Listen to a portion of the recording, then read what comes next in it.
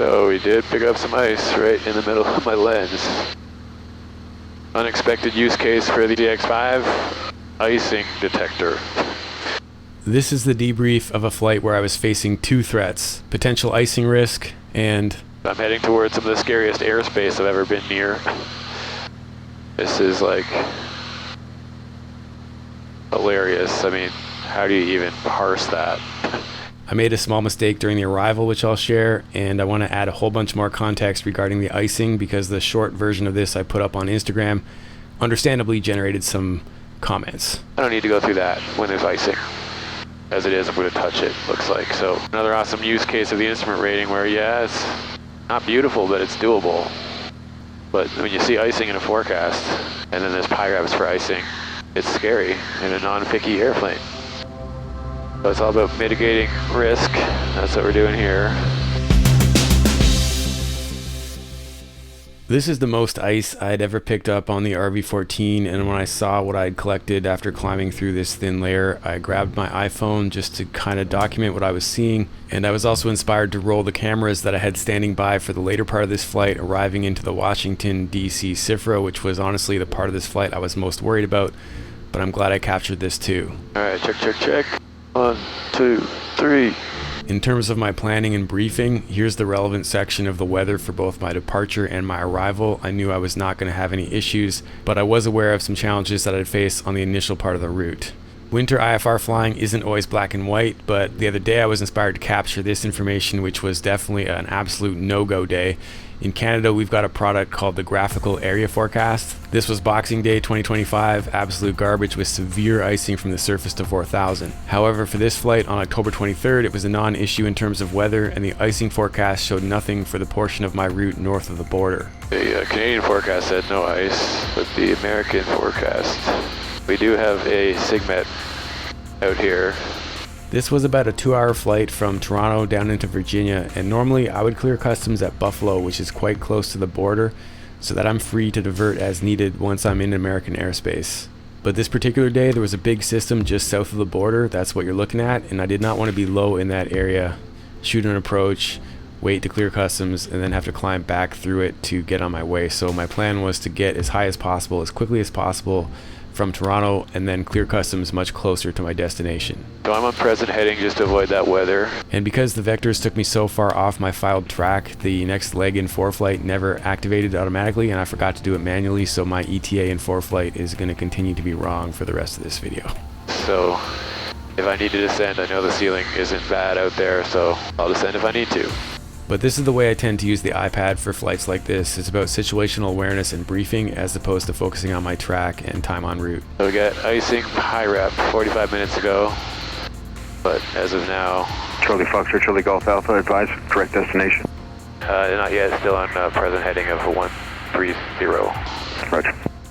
It's worth mentioning here, some pilots may have seen an exchange like that as pressure from ATC to get on course, but ATC is there to help and they just need to know what you're doing.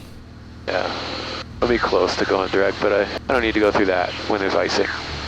As it is, I'm going to touch it, looks like. Yeah, so it's -4 degrees, I'm at 7,000. Yeah, so I'm in a SIGMET for moderate icing, so let's see what happens here. If I need to descend, I will descend. It's really a question of being in visible moisture at the same time as icing conditions. Charlie Foxtrot, Charlie Golf Alpha, just for my planning purposes, how much further do you want to go on that 130 heading? It looks like maybe 10 miles, Foxtrot, Charlie Golf Alpha. This footage is interesting to look at later because at the time I thought I could see the ice crystals bouncing off, so I didn't think I was picking anything up, but you can see there is some accretion. Regardless, I was working to stay out of visible moisture. The issue is that the weather to my right there has tops that are far exceeding my current altitude, so I don't want to get into it. 10 miles. Flight 603, we got a little bit of light ice here, just Should do it. Flight 603, roger. Should maintain 4,000. 4,000, flight 603. Yeah, so I really want to stay out of the visible moisture in this kind of situation. The ice has melted off the camera, so that's nice. So I knew I had outs, but it was still quite sobering to see that much ice on the airplane. I shared a little teaser of this on Instagram, which got thousands of likes and a bunch of engagement. Obviously, it was controversial.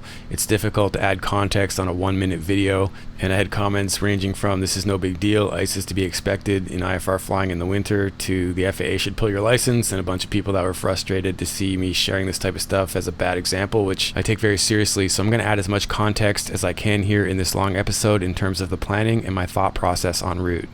Oh yeah, we're just in the tops at -4 Celsius.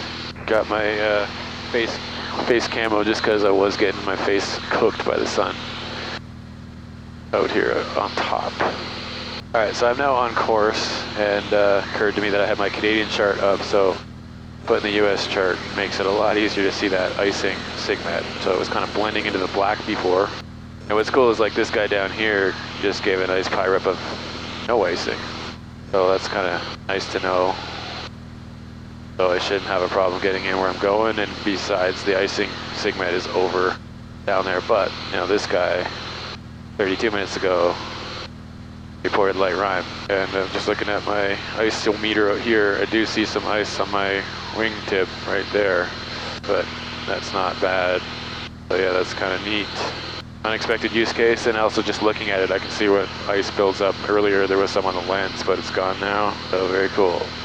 Yeah, so it's all about having as much information as you possibly can. So the rest of the way it's just the turbulence SIGMET. And yeah, so I just kind of did the old vectors to get around that weather and stayed above it pretty much. So to review, I basically had 3 outs. I could climb above into the sunny clear air to let sublimation do its thing, which is largely what I did, or descend into warmer air below the freezing level, which was at about 5,000, or head east where there wasn't any weather. Just touching the tops here, still in the icing SIGMET. Might be in it a little bit there shortly. And it's nice to see this guy reporting no ice in the descent. But ice at the tops is usually the risk. So let's see. So isometer is showing nothing out there yet, but let's see what happens in the tops here. Okay. But this is why I love flying with this much information. Like I had a lot of good situational awareness with the icing SIGMET and the weather that I went around. I did pick up a little bit out here, but I had lots of outs, so I wasn't worried about it. Definitely wasn't something worth canceling the trip over. So at this point, I was fairly confident threat number 1, the icing risk, was behind me, so it was time to start thinking about threat number 2. But I'm not even seeing any on the canopy, so that's good. I'm heading towards some of the scariest airspace I've ever been near. This is like hilarious. I mean, how do you even parse that? Anyway, I did a briefing with a local, Pete Muntean, who confirmed that on a flight plan into the destination I'm going to, it's not a problem. But I'm not going deeper into that cifra, that's for sure. With that in mind, check out this scary poster that's beside the door heading out of the FBO to the ramp at Leesburg. I met a friendly instructor there who helped me make sure I didn't get this wrong when I departed after clearing customs before heading to my final destination. And then the contest is happening out here at Warrenton. I was just looking at my approach options into here, and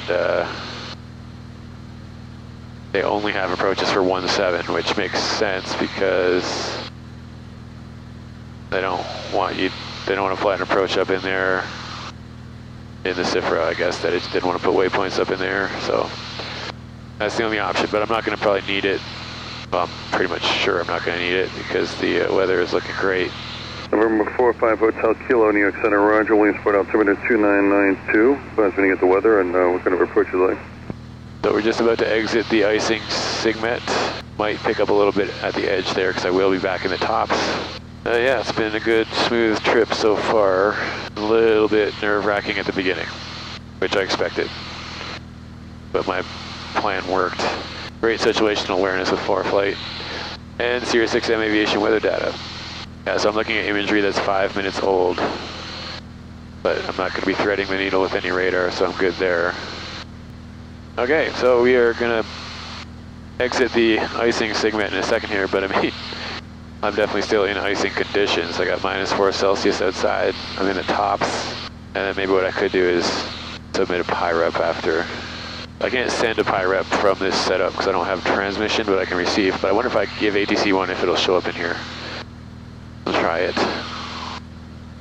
And approach is Foxtrot Charlie Golf Alpha request. Go ahead. Are you interested in the icing PIREP? Sure. Okay, so I'm at 7,000 just in the tops, and there's no ice up here. Temperature is -4 Celsius. Thanks. Things were going to get busy real soon here as I was approaching the Washington, D.C. CIFRA, so I forgot to check back to see if my PIREP made it into the system, if that controller filed it. Alright, so it's safe to say that that is good. I think we're good the rest of the way. It's just beautiful cloud surfing coming up. Charlie Fox, Charlie Golf Alpha, contact Harrisburg approach 124.1. 124.1, Charlie Golf Alpha. So I'll skip the next couple handoffs here and get right to working with Potomac approach. Potomac approach, it's Canadian Foxtrot Charlie Golf Alpha level 8,000.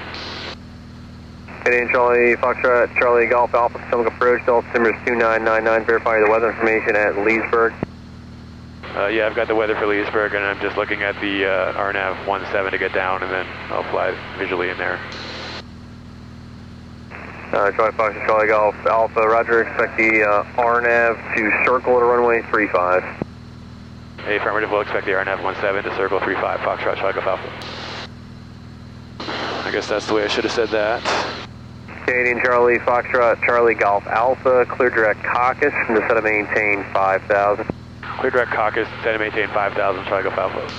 Cardinal 892, contact Johnstown approach 121.2. So things are about to get real. I'm going to get quiet for the rest of this flight because I do not want to screw up entering this airspace.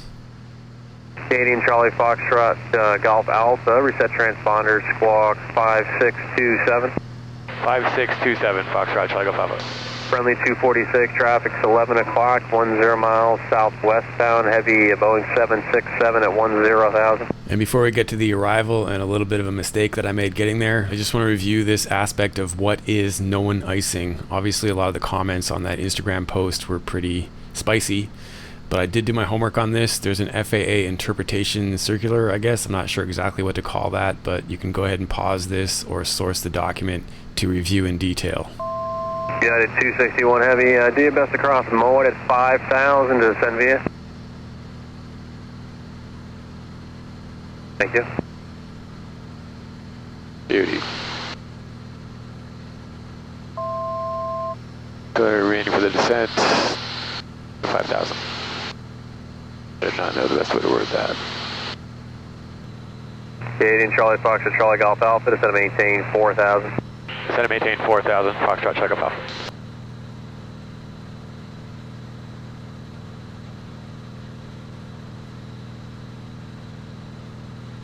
Alright, gas. Pull this tank. Undercarriage is down. Mixture, not going to do it well. Bump it a little bit more, but rich later. Prop to go, switches. Fuel pump to go. Leave the pitot heat on for the rest of the flight.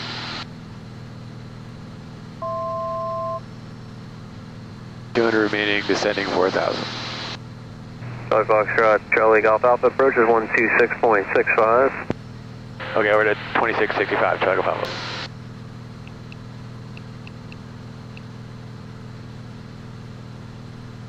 Alpha. Approach is Foxtrot Charlie Golf Alpha, level 4,000.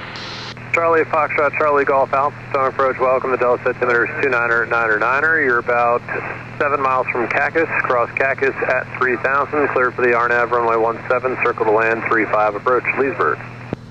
Okay, we'll cross Cactus at 3,000, cleared for the, the RNAV 17, and I'll be circling for 35 into Leesburg, Foxtrot Charlie Golf Alpha. I think I said clear for the approach, but now we'll put it into approach mode and go down to 3. Number 315 Tango Sierra, Potomac departure, you are radar contact, climb and maintain 11,000, proceed direct to Hager. Oh, geez, that was a good one. Descend below 156. Park picture 3521 point. Yeah, TFR climbing 3,000. Figure 3520, Potomac departure, radar contact. That TFR warning reminded me that I should probably start an iPad capture for the sake of the debrief just in case. It's got the TFR warning. Let's send this to the map. Yeah.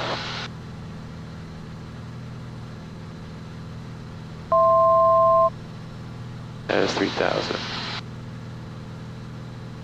Okay, Leesburg is 1275. So this is an interesting debrief point. I'm going to get tripped up by a little detail on the plate for Leesburg. Monitor, switch. I'd reviewed the AFD during pre-flight, but what was fresh in my mind is what I saw on the plate. So I'm monitoring the approach frequency while broadcasting my intentions on what I think is a CTAF frequency. Leesburg, traffic, Foxtrot, Chocolate Alpha is about a 10-mile final, one-way, 17 on the RNAV. I'll switch over to the left pattern for 3-5 and fit in with any VFR traffic. Leesburg, expecting the field in 5 minutes. Fox Charlie Golf Alpha Leesburg, Roger, report Danmo inbound and plan affirmative plan to circle through left traffic. 4, climb and maintain 10,000. Charlie Golf Alpha. 0 knots. 10,000, maintain 250, exit at 844. Okay, so he didn't. Anyway, it says CTAF, but I thought that was. Exit 844, contact stomach approach on 118.9 or 5, 1895. Check in with the speed if you would. Have a good afternoon. 1895, we'll check in with speed, exit at 844. Whatever. Charlie Foxtrot, Charlie Golf Alpha, contact Leesburg Tower 127.5. Over the tower, Foxtrot, Chocolate Alpha. Oh, that got me tripped up there. And tower, it's Foxtrot, Chocolate Alpha. Yeah, sorry about that. I was making out like a CTAF call, but I am now cleared for the RNAV 17, and I'm with you, Foxtrot, Chocolate Alpha. Charlie Fox, Charlie Golf Alpha, Roger. And like I said, just report Danmo for the circle. Okay, we'll report Damo for the circling Foxtrot, Chocolate Alpha. Goofy. Like I was thinking that. I had to zoom in to see that. I've never seen it where it says CTAF in big letters, tower in small letters. Anyways, he wants me reporting Danmo. Field is in sight. And tower, it's Foxtrot, Chocolate Alpha at Danmo. Going to break it off for the circling now for 3-5, Foxtrot, Chocolate Alpha. Charlie Golf Alpha, Roger. If you want to fly all the way towards the runway before you circle, that's fine. Also your choice. I've got no traffic right now. And the winds are 340 at 11, gust 17. Runway 35, you're clear to land. Okay, clear land 35, and I'll stay on runway heading for a little bit longer before I move over to the left downwind, Foxtrot, Chocolate Alpha. Yes, undercarriage mixture, prop to go, switches. You can come off now. I'm secure, and I'm going over the downwind. Jet Share 223, turn left direct to Pooch, climb and maintain 10,000. Left direct to Pooch, 10,000, Jet Share 223. Stop monitoring this.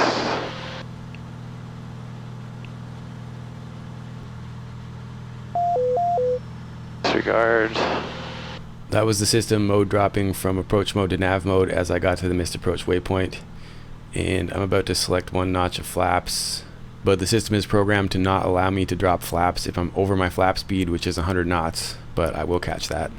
Gas, undercarriage, mixture, prop, switches. I'm secure. And I'm just about to notice my flaps didn't go down, so I am reselecting 1 notch. 1 notch selected, coming down. Ladybug on the windshield. How you doing, Michael? Are you with me? Full flap selected.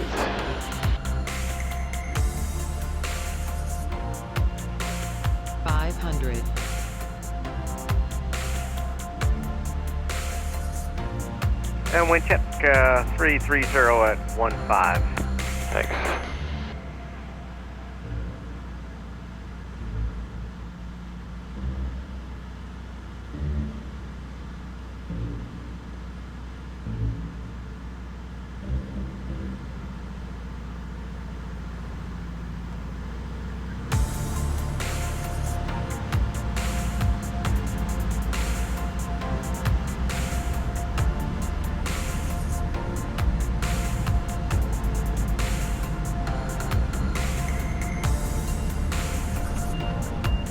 Oh, come on, birdie. Thanks for watching. If you made it to the end, I'm glad to have shared this debrief, and I'm happy I didn't cancel this flight because the trip was definitely worth doing. Charlie Fox, Charlie Golf Alpha, the next right. right onto Alpha, and I take it you're going to the main ramp for Kuhn. Kuhn, yeah, for customs, yep, Charlie Golf Alpha, next right. In an upcoming episode, I'll share some details about the contest that I was flying to, and until then, keep your flight chops sharp. Someone may be coming out to park you, I'm not really sure. Just you can go ahead, once you turn onto that ramp, give them a call on 131.2 and they should tell you where to go. Okay, thanks, Charlie Golf Alpha. Nice looking plane. Thank you.